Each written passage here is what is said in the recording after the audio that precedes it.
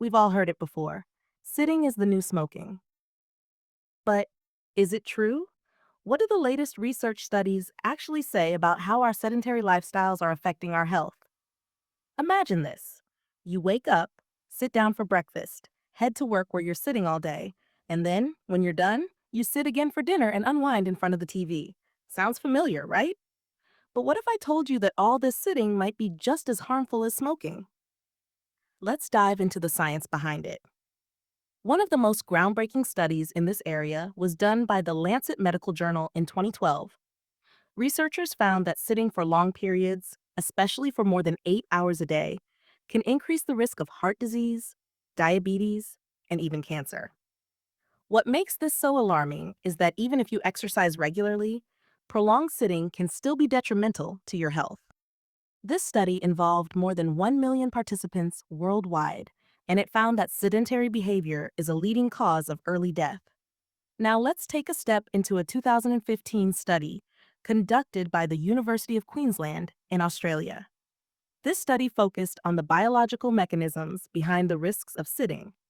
They discovered that sitting for extended periods actually reduces the activity of an enzyme called lipoprotein lipase, LPL, that helps break down fat in the bloodstream.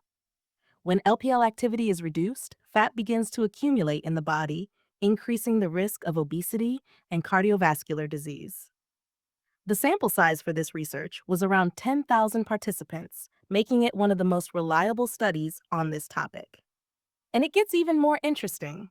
A 2017 study published in the American Journal of Epidemiology found that just 2 hours of sitting a day could shorten your life expectancy.